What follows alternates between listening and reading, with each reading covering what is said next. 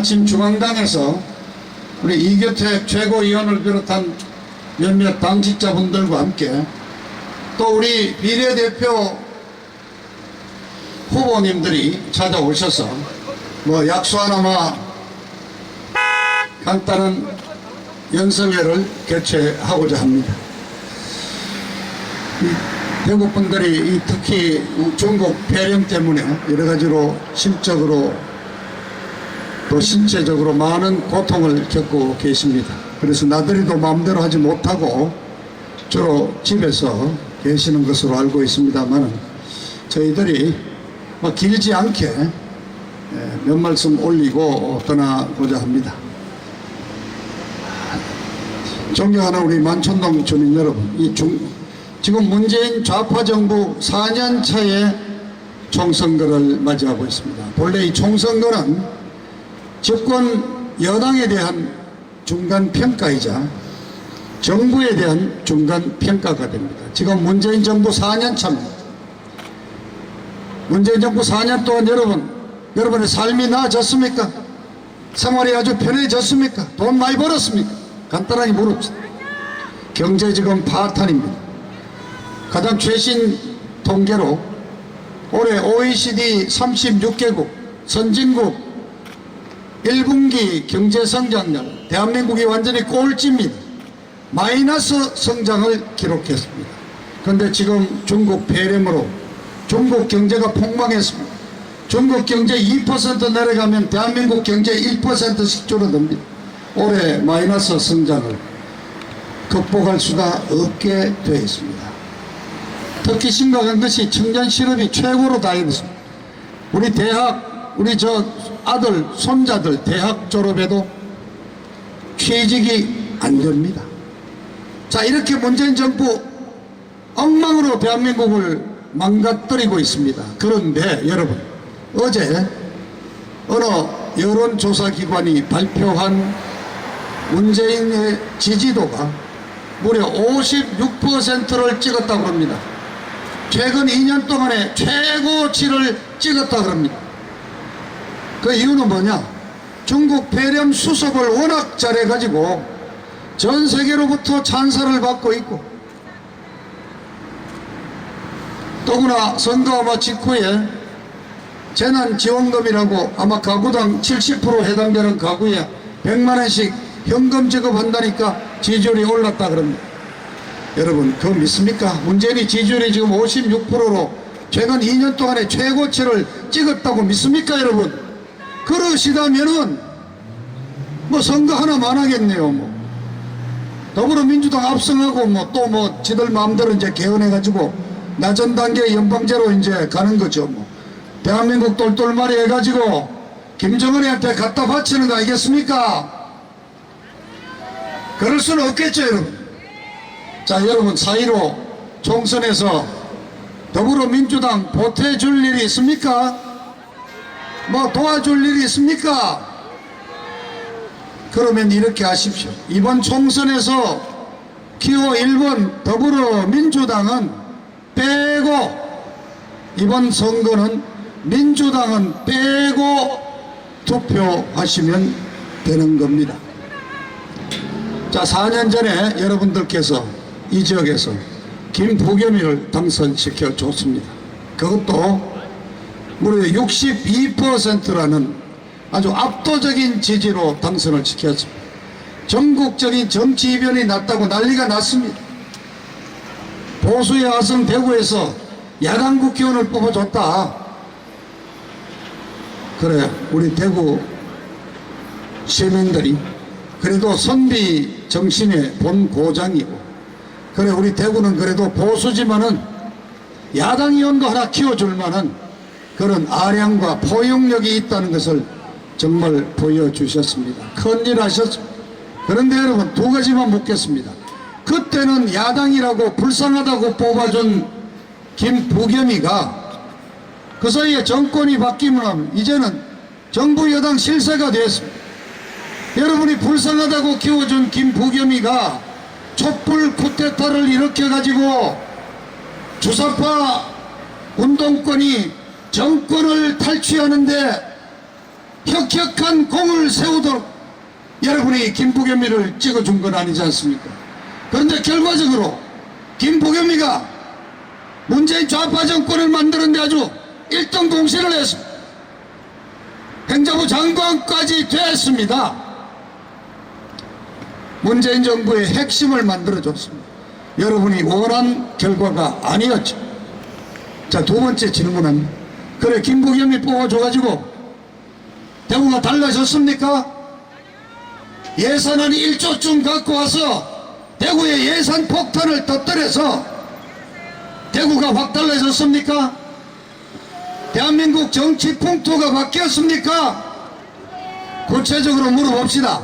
그럼 전라도 광주에서도 새누리당 국회의원 하나 뽑아주겠다고 그런 정치 변화가 시작이 됐습니까? 아무것도 없지 않습니까? 김부겸이 혼자 출세하고 잘 나갔죠. 자, 이번에 김부겸이 또 찍어줄랍니까? 또 찍어줄라는겨. 아까 말씀드렸죠. 이번 선거에서 민주당은 빼고 김부겸이도 동시에 같이 빼고 아예 다른데 찍어주시면 됩니다. 우리 수성구민들 충분히 이해하셨으리라고 믿습니다. 자, 그런데 이 문재인 좌빨 정부가 들어서 가지고 이 우리가 겪고 있는 경제적 파탄, 정치적 위기, 국제사회의 왕따, 이게 도대체 어디에서부터 시작이 됐습니까? 여러분 한번 생각해 보십시오. 저는 감히 말씀드립니다. 2016년 20대 국회에서 박근혜 대통령에 대한 탄핵에서부터 이 정치적 위기가 시작됐다고 말씀드립니다. 임기 1년 4개월 남은 박근혜 대통령을 탄핵시킴으로써 헌정 질서가 중단이 됐고 조기 대선을 치르게 됐습니다. 50일 만에 선거를 치르는데 우리 우파는 준비가 됐습니까? 준비도 없고 분열했습니다. 좌파는 준비가 됐습니다. 100만 민노총이 있었고 20만 정교조가 있었습니다. 그래서 77년 5.9 대선에서 운동권 주사파 정부가 들어서게 됐습니다. 그래서 저는 여러분에게 외칩니다. 박근혜 대통령에 대한 탄핵 발의를 민주당이 했지만은 박근혜 대통령 탄핵을 가결시켜서 대통령을 쫓아낸 것은 당시 새누리당 62명의 배신자들 때문이었다고 말씀드립니다. 그리고 문재인이 좌파 정권을 들어앉힌 그 장본인도 다름이 아닌 새누리당 62명의 탄핵 배신자들이 문재인 좌파 정권을 들어앉혔습니다. 이 책임을 물어주십시오. 대구에서 2명이 있습니다. 첫 번째 유승민이 이제는 당대표 시절 비서실장까지 지낸 자가 박근혜 대통령, 제가 소개할게요. 대신했습니다. 등에 칼을 꽂았습니다. 두 번째는 주호영입니다. 이제는 판사 시절의 경험을 토대로 헌법재판소를 들락거리면서 박근혜 대통령 탄핵이 혹시라도 기각될까봐 혼신의 힘을 다해서 대통령 쫓아낸 죄역 중에 한 명입니다. 잠깐 오늘 중앙당에서 귀하신 분들이 내려오셨습니다. 제가 우선 소개를 좀 드리겠습니다. 지금 열심히 손을 흔들고 계시는 우리 11번 친박신당 비례대표 1번은 장정은 16대 전 국회의원이십니다. 본래 대구시고 부친께서는 삼성 장군이죠. 우리 대구 출신의 우리 이번 비례신당의 비례 1번으로 계신 장정은 비례대표 후보님을 소개합니다. 박수로 환영해 주십시오.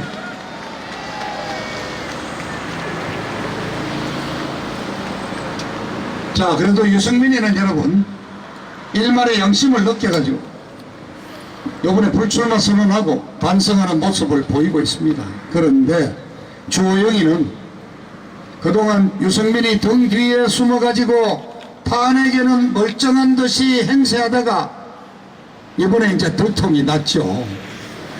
유승민이 따로 바른정당에 가서 원내대표도 지냈고 당대표 대행까지 지냈습니다. 또 17년 10월 1월 달에 복당이 될 때는 김무성이 등 뒤에 따라서 똘똘거리면서 잽싸게 복당했습니다. 그러더니 지난 3월 6일에 김무성이가 발의한 원포인트 개헌안을 또 발의를 하고 미통당 의원들 서명 받아갖고 또 발의시킨 주역이라고 들통이 났습니다.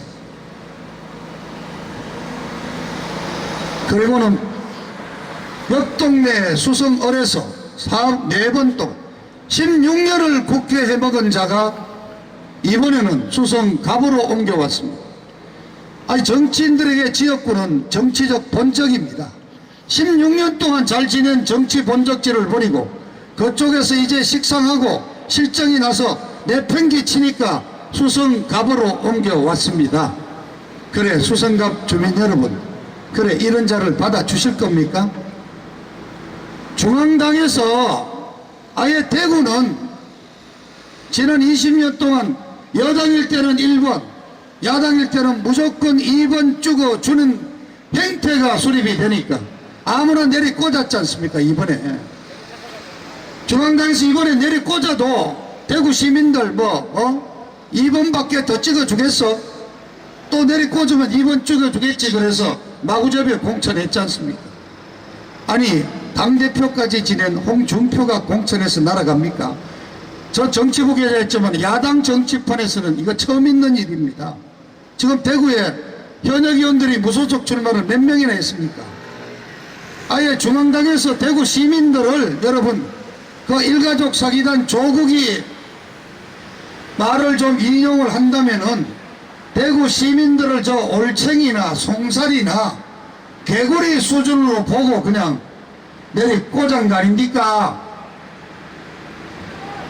자, 수성 주민들에게 저는 묻습니다. 주호영에게 세 가지 정치적 책임을 물어주십시오. 첫째는 박근혜 대통령 탄핵 찬성하고 등에 칼 꽂은 배신의 행위에 대한 책임을, 둘째는 그렇게 해서 문재인 좌파 정권을 도래앉혀가지고 이렇게 위기를 가져온 정치적 책임, 세 번째, 막장 공천으로 수성갑 주민들을 우롱한 책임, 이 세 가지 엄중한 책임을 물어주시기를 간곡히 부탁드립니다. 이번만큼은 대구 시민 여러분, 당 보고 찍지 말고 번호 보고 무조건 찍지 말고 인물을 보고 찍어 주십시오.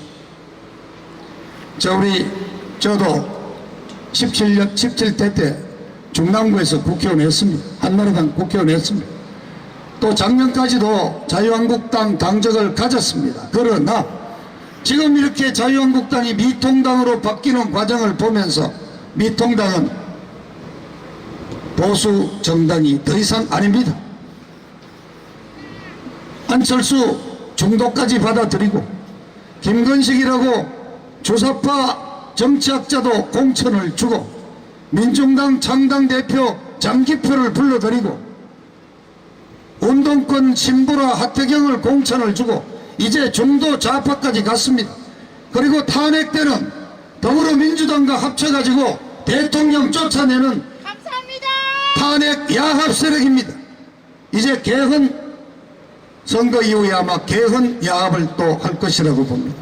그래서 우리 친박신당은 박정희 대통령의 이념과 박근혜 대통령의 정치 철학을 개성한다는 모토를 해서 우리 친박당이야말로 정통 우파 보수 정당이 될 것입니다. 여러분이 이번 선거에서, 이번 4.15 총선거에서 신중하게 판단해 주시기 바랍니다. 제가 설명드린 우리 이 친박신당은 비례정당으로서는 11번 기호를 받았습니다. 지역구에서는 7번입니다. 정당 비례대표 투표에서 여러분 11번을 찾아서 멀지 길지 않습니다. 저 40몇 번도 있습니다.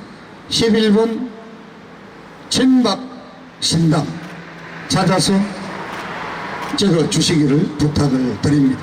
그러시고 이왕 서울서 멀리까지 내려오신 우리 비례대표 1번 우리 전 의원님, 우리 장 의원님 인사 말씀 한번 제가 청해 보겠습니다. 여러분 환영해 주십시오.